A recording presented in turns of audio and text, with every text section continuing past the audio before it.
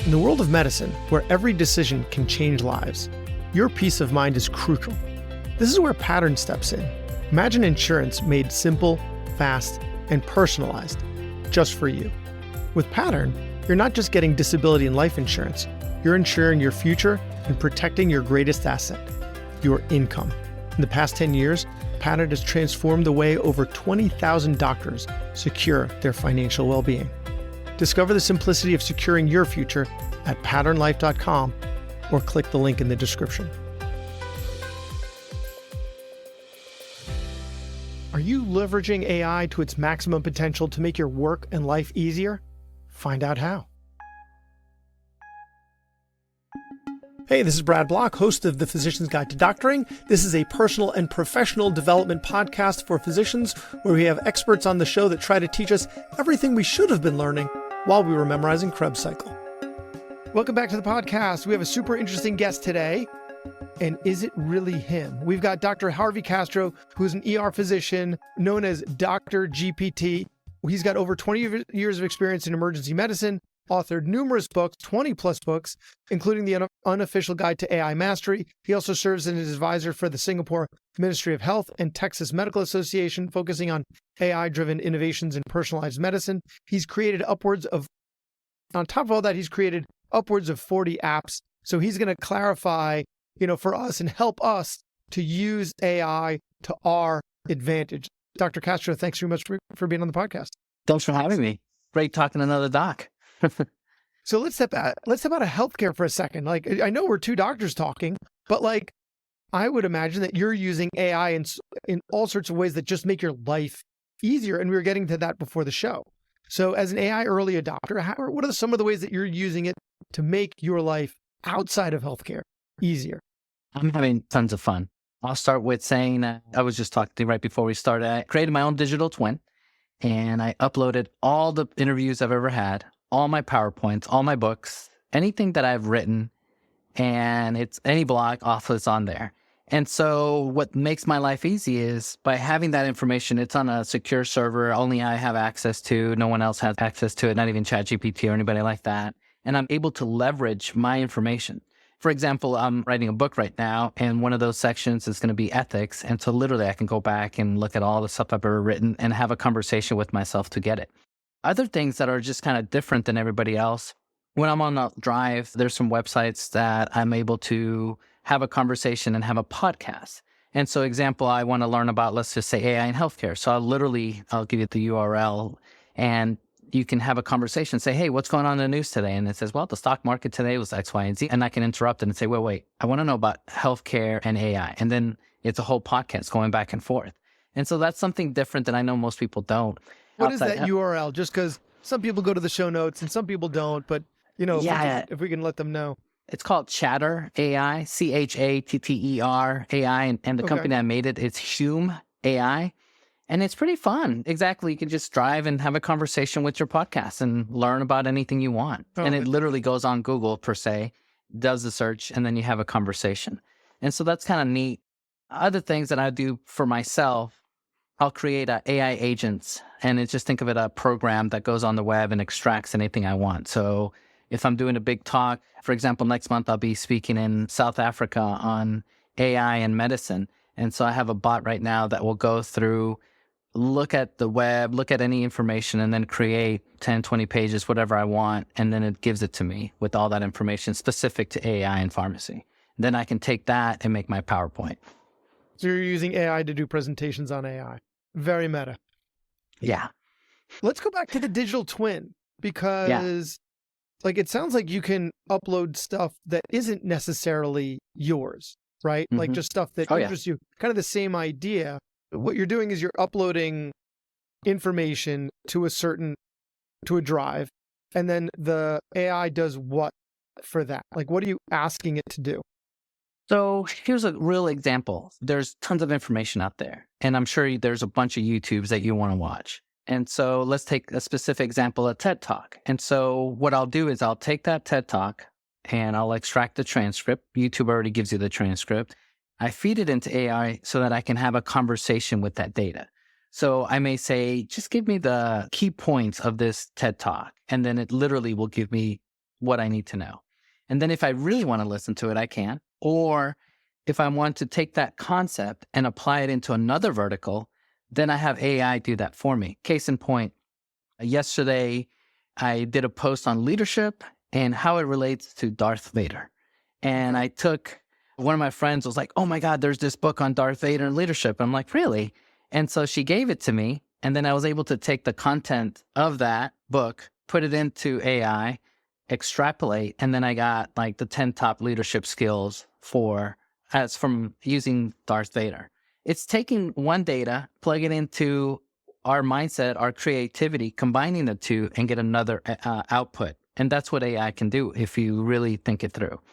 So how can you trust the fidelity of it? Because I had one experience where I tried to see if I could get it to write blog posts for me. And I think it might have been a year ago. I did an interview with Dr. Aline Gregosian, and she had during her ER residency, she went into heart failure, ended up getting a heart transplant, right?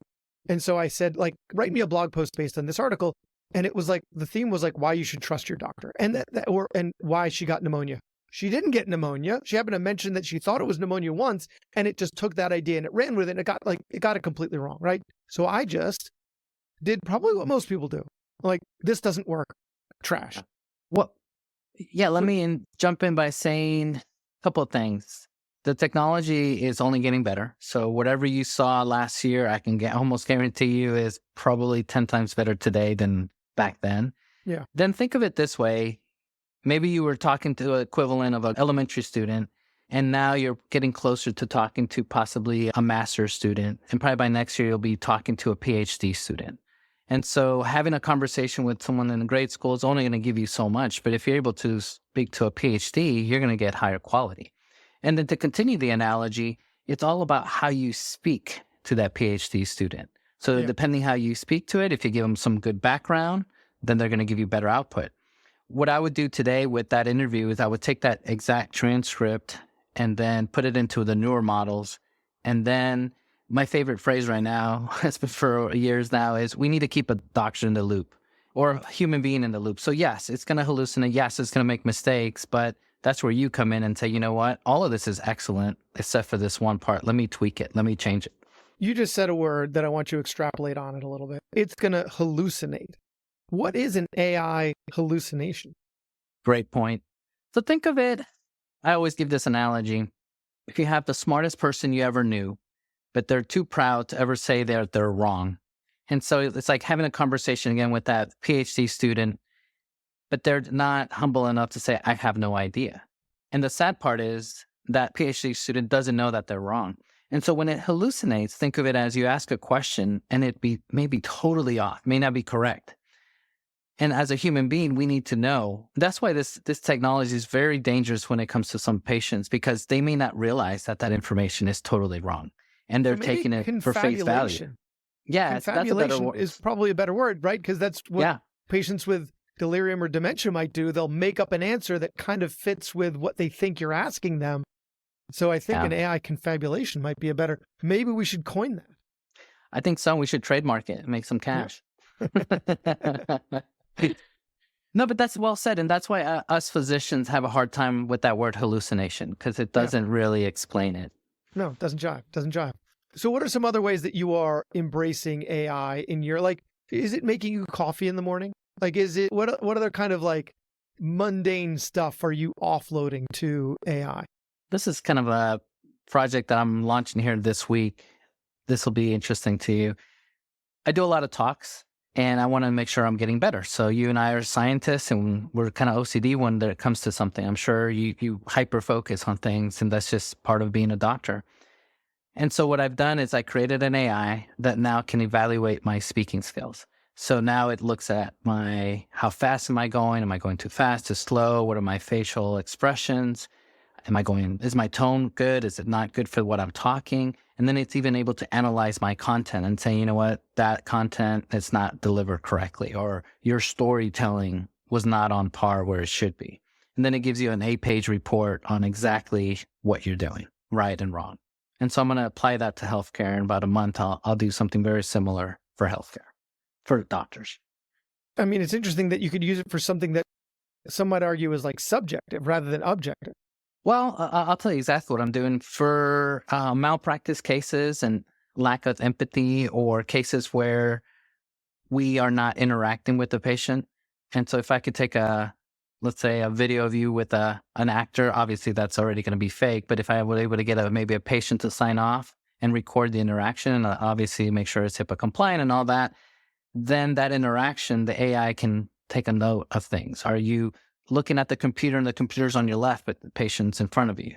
Are you looking at your patient? Are you cutting your patient off? All those things can add up and make that interaction better. And the AI can walk you through and say, you know what, these are the things that you're doing wrong. How is it being fed the information on what a better interaction looks like? That's what I mean by the subjectivity of it. Like someone might blow through a patient visit super fast, but they're able to engage with them in certain ways and make them laugh and talk to them about themselves and their grandkids and really cover all the bases. But maybe the cadence of their speech is pretty fast, but appropriately so. And, like you can do it well, but differently.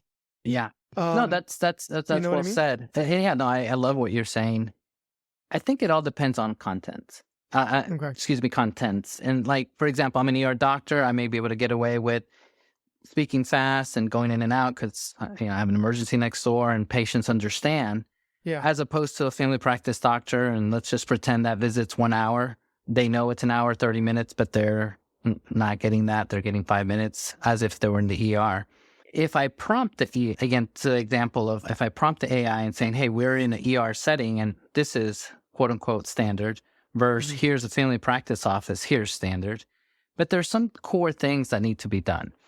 For example, just talking to your patient, going through what you're going to order for them, explaining the disease process. I mean, there's a lot of things that you can create. What you say, well, that's kind of subjective. You're right. But there's a bell curve. And so are you falling outside of that bell curve? I think what you're saying is there's stuff that is harder to measure, like likability. Like how likable, how charismatic is your doctor? If you've got a super charismatic doctor and they're able to make you feel like you're the only person in the room, they've only been in there for 5 minutes. That's not really something, that's something that's, let's just say that AI can't measure and duplicate yet. However, the basics, eye contact, cadence of speech, and expression of empathy, like these are some things that we should be doing in each visit. You've got to check those boxes, and AI can do that. It can check those boxes. And it might be easier to hear that from an AI than from another physician, right? Correct. If you're like, know that you're being measured by something that's completely dispassionate, or is it going to be easier to hear that type of criticism? I agree. And there's some algorithms that actually the same company that made that podcast called HumAI, that I could take this video that we're having right now, upload it to them, and it can analyze over, I think it's 54 different emotions while we're speaking. So was I bored when I spoke? Were you upset? We would get a whole transcript of our emotions. And so imagine that extrapolated into the patient room. And this is a large language model that's only been studied for emotions, to the point where they're experimenting now with depression and your voice, and they're able to see, this person has depression, and now they're adding some other algorithms that they obviously have to get through the FDA approval to say, you know what, this voice sounds like early Parkinson's disease, or this person their voice actually sounds like possible dementia.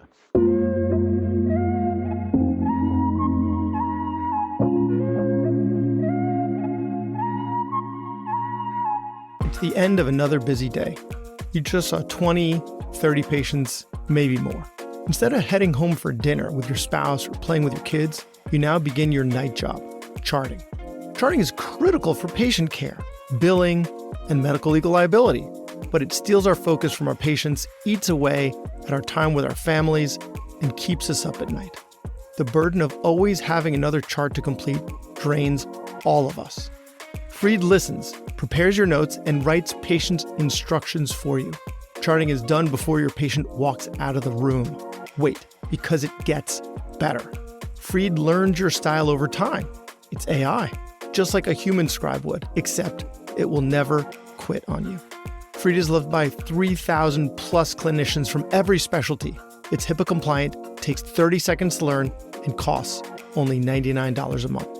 You can try Freed for free right now by going to freed.ai, Freed.ai.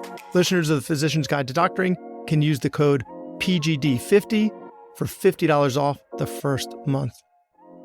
You know what's going to happen? It's going to get built into Epic, and then we're going to get a click box during the visit that says, express empathy now. Probably. Raise your eyebrows now. Probably. It's going to give us more prompts. It probably will. And when we get to that point, we'll have our robot, because according to Elon Musk, we'll have our robots by Q4 2025. And so imagine What do you mean, our robots? So right now, I foresee a future where robots will, in their eyes of the robots, will have ChatGPT 4, by then probably 5 or 6. And what does that mean is the eyes of the robot can do a lot in the sense that it can analyze your tone, your demeanor. Let's use it in healthcare examples. The way you walk, you'd say, you know what, his left hip is something's going on. I can tell by the walk. When we're interviewing the patient, the AI is analyzing the patient and saying, you know what, his hemoglobin A1C average is this number. This is the sugar that I'm getting based on the algorithm through the eyes. The voice, their sugar is, they're probably pre-diabetic based on their voice. It's like a screening test. It'll function as a screening test. Yeah. And so I do see a future, especially with our aging healthcare physicians and nurses as well, not being able to lift the patient. Here's a robot. It's going to help us lift the patient, walk the patient to the bathroom. All of that I foresee being here in the next 2 years. I say by 2026, we'll start hearing about cases like that at Mayo and Cleveland, that they'll have some of these robots. Interesting. So you had mentioned, right, the hallucinations or the AI confabulation, sometimes where it will tell you something that sounds convincing, but just be flat out wrong. So when you have patients that you're seeing and you're advising them on how to use AI in its current state to their advantage, what are you telling them? How are you teaching them how to embrace it? My main thing with patients is as follows. Obviously, number one thing I tell them is don't put anything that you don't want out there as if you were going to put it on Facebook or any social media, because you're literally training the model, or you're putting it out there unless you're okay with it. Second, I'm explaining hard how hallucinations work, and I'm telling them they need to keep a human in the loop, and they have to make sure it's the right human. So if they're specifically using healthcare and they're specifically, let's just pretend they're using something in dermatology, then they should either talk to their family practice doctor to verify that information or their PCP. Just because I'm so worried from a patient's point of view that even if it hallucinates 1% of the time, is that 1% too much? I know that patients out there use Google, but this worries me because it sounds so convincing that a patient can not realize that it's incorrect. And I'm even more concerned about patients that are outside of the U.S. where they can literally go to a pharmacy and say, hey, ChatGPT told me I have X syndrome. I need to take this drug, and I'm here to pick up my drug. It's like, whoa. You didn't even see a doctor. Yeah. Your diagnosis might not even be correct. But you're right. It's very different than the information that you get from Google, because with Google, you get a whole bunch of information and you've got to draw the conclusion yourself. Whereas from ChatGPT, it draws the conclusion. Like, it gives you, here's a question. This is the answer, not just a bunch of information that you need to kind of coalesce and draw a conclusion yourself. So, yeah. And then to extrapolate, since we're having fun talking about the future, I'm more worried when the AI gets so advanced that not even the smartest human being knows if that thing is correct or not. And that's my bigger worry, because there won't be some human being saying, you know what, that's wrong. Like, we won't know. Or will we be enhanced humans by then, where it's a conglomeration, it's a combination rather of human and AI augmentation, until ultimately we become more machine than man, to bring up Darth Vader, as you did in the beginning, and bring it full circle like a good stand-up comedian, call back to the beginning, more machine than man, to the point where we're not even human anymore, and we're more convinced that we're human by the machine that now runs us. No, and that's funny you say that. My business partner and I are constantly talking about that future. What will it look like? He and I have been following Neuralink and the patient that's been doing it. And we often have this conversation saying, you know, at some point it may be all the people with Neuralinks will have their own language, because they'll be communicating at another level that us without the chips, we cannot. We won't know. Telepathy. Yeah. I mean, you can't, like Bluetooth, Wi-Fi, the technology's there. Yeah. And the exchange of information can be rapid, and then someone can basically just upload your brain, like get into your head because they can crack your password, they can hack into your brain. Great. This is turning into a nightmare, Harvey. We're supposed to be talking about how AI can make our lives, and you're turning this into another Black Mirror episode. Like we were talking about before, right? You had mentioned your digital twin, and I told you about the episode where, someone could upload their digital footprint. This woman, her husband died, so she uploaded her digital footprint to an app, or uploaded his, and then she was able to text with him as if he were still alive. And then she taught it his voice. So she was able to talk to him like he was still alive. I mean, there's like, why couldn't this happen now? This could. With all of my podcast episodes, like you've got 400. I mean, I tend to do somewhat more listening than talking, but still there's so much of me out there. Like someone could just program me. Yeah, it wouldn't be hard. Let me think about this. I think it was April. I was on Dr. Phil's TV morning show, and for fun, with permission of the news person, we cloned his voice, we cloned his image, we took footage from his studio, and then I asked him, what do you want me to pretend for you to be saying? He's like, well, let's pretend I'm introducing you and talking about deep fakes. And then the segment we put on him, and it's a deep fake, and it's him introducing me and explaining and all this. And then it wasn't even him, it was his face. We did lip syncing. We synchronized his voice. We did it's cloned his voice. And then we aired it. And then I came on and explained how we did. So how do I know I'm really talking to you right now? That's a good one. You're right. My business partner and I are actually working on a digital twin that can do these types of interviews in the future for me. How far into the future? I think we're about a year away from that, where it'd be convincing enough. That's what I think. Because I know I already cloned my voice. I have a podcast. It's called the GPT Podcast. And I could take any blog, and I've already cloned my voice. And then I take that blog, and then it's my business partner and I having a fake conversation back and forth, talking about an article, talking about some journal, and then it's all cloned. And we do it within 5 minutes. It's kind of crazy. So you make a podcast episode of a conversation that never occurred, correct. And people want to hear that. Yeah, because we start off with, hey, this is a clone podcast, but we get lots of people listening to them. So it's interesting. And they listen to it because they want to hear the content, or they want to hear how well it works? I think both. I think sometimes we try to catch things. For example, if Bill Gates comes out with a blog, within minutes, once we see it, we put it in, then we have a podcast about some blog that he wrote or some paper that he says, hey, this is the future. And then it's us talking about that paper or talking about the future, but it's AI really doing it. It's interesting. To the physicians out there who are reluctant to start leveraging AI, what do you want them to know? What do you want to tell them? For those physicians, I would say let's look at companies like NYU, Tron. They have this hospital system that what they're doing is putting predictive analytics of all the patients that they've had. And then if they have a patient that's similar, the AI says, hey, this particular patient needs to stay, or this particular patient can go. And I think that's a good thing because, we have our clinical gestalt, but what if we had our clinical gestalt plus some data that said, look, this person, there's a 70% chance. And then you as a human can say, you know what, no, this is correct, or no, this is wrong. But then at least you're getting better data. And I think that's going to be huge. Yeah. In the same way that I get alerts every so often that there's a drug interaction. Yeah. Like, yes, it helps me be a better doctor that I know that stuff. It'll help us. So is there anything about it, this technology, that scares you? Because you're embracing it, right? So what scares you about it?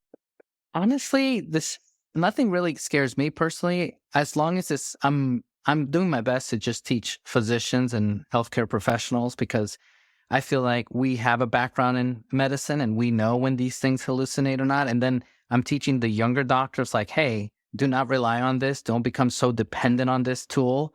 My analogy is if I turn off the Wi-Fi for my kids, they freak out.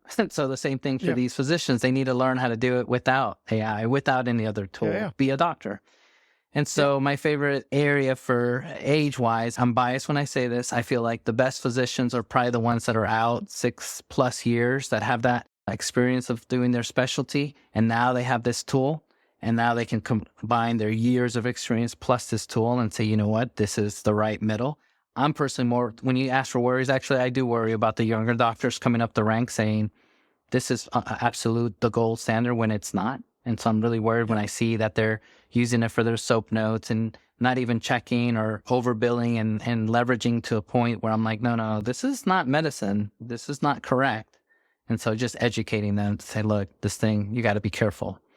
But I mean, it's the same in, we made mistakes when we were training. And then, those first couple of years out of training were also a big challenge and a big learning curve. And I'm confident in those that are coming after us, that they're going to have enough of an experience that they learn from those mistakes and it helps them to be better. So what gives you hope about AI, right? Looking into the future, you're seeing all these possibilities, some of them daunting, some of them intimidating. Is there anything about it that really gives you hope for the future? Sure. I sincerely worry about our healthcare workforce. We don't have enough doctors, don't have enough nurses, or our population's only getting older. A lot of people are not happy anymore, so they're leaving the profession earlier. I sincerely believe that this gives us hope, having a tool that can help prolong our work life. For example, I mentioned that nurse. If the nurse is starting to have back pain and cannot start lifting patients and says, you know what, I'm out, I'm out. But if I introduce a robot to say, and I know that sounds kind of scary already, but if I introduce a robot, say, no, this robot's going to help bring the medicine, carry the patient, lift, help you get the patient out of bed, walk them to the bathroom, be able to do all those things. And that nurse says, you know what? Well, then hell, I can work another 10 years now. Burnout. If I have a physician that's just so burnt out from long EMRs that I can say, you know what? We now have it set where just your voice is putting everything into the EMR and it's giving you a differential diagnosis and it's catching. I can put a risk management tool in there where it's saying, you know what, did you ask XYZ? And then I know it sounds kind of big brother-ish, but if the robot said, hey, doc, your differential diagnosis was X and you're supposed to check the ears and I never saw you check the ears, you probably need to check for XYZ to roll that out. And you're like, oh, crap, you know what? I hadn't even thought of that one. Yes, you're right. Just to have that. My example is even better than that. I'm an ER doctor. 4 a.m, I'm probably not at my best. But if I had a peripheral brain, call it a robot, call it an iPhone, that helps me maximize and get there because I'm human. I'm going to make mistakes. Then let's leverage AI. And so that gives me hope for a better healthcare. I'm personally working on a project through Help AI. And what we're doing is we're creating sensors and we're going to put them in people's homes. And I know, again, that sounds big brother-ish, but it's specifically for the elderly. And so, Harvey, we've already let the sensors in our homes. Yeah. And so they're on our Ring cams, they're on our cameras, they're on our phones, they're on our computers. We've let them in the front door. We don't have to worry about them sneaking in the back. Yeah. And so what we're going to do is have this set up where if it's my mom or grandma, then these sensors can say, hey, Harvey, it's 8:10 and your mom always gets up at 7:30 and we haven't seen any movement. You may want to call her, make sure is everything okay. Or we noticed she didn't take her pills this morning and it's 5 hours late already. You might want to call and remind her to take her pills. She fell, she can't get to the phone, but then we have it set up where the sensor's like, hey, she's been down for 15 minutes. She has not gotten up. And now I'm able to know. So I see this as helping us. And then let's just say, God forbid, my mom now has to go to a nursing home or something. And then at that point, I could take those same sensors and put them in the nursing home. And then now I have an extra set of eyes saying, hey, my mom called for the doctor XYZ and she never got that. And so I'm able to help. Sounds like a lot more alerts. Yeah. That's what you're going to get a lot more notifications, whether you're the person working in the nursing home or whether it's your own family members. There's going to be a lot more pop-ups coming up. But hopefully for the better, make our lives better and safer. Yeah. All right. Well, if people want to learn more about you, hear more from you, listen to your digital twin podcast, where do we find you?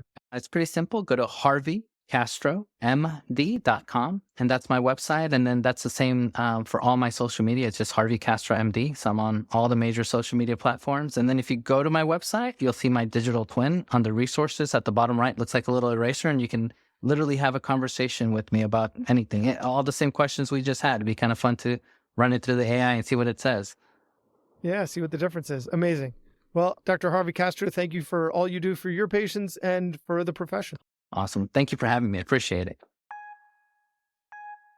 Doctors dedicate our lives to caring for others. It's time someone took care of us. Visit patternlife.com to simplify your path to peace of mind. Patternlife.com, simplifying your insurance journey. Thanks for listening. I have a favor to ask. You listened to the episode until the end, which means you either fell asleep or you really liked the episode. So please share it, or like it, or comment on a social media post, or write us a 5-star review. Something. It would really help me out. And maybe what you learned from this episode can help someone else too. The views expressed in this episode are those of the interviewer and interviewee and don't represent the views of their employer or even their significant other, even though the magic of podcasting make it sound like I'm talking directly to you. This is not a doctor-patient relationship, and this is not medical advice, or financial advice, or really any advice. Thank us again for listening to The Physician's Guide to Doctoring.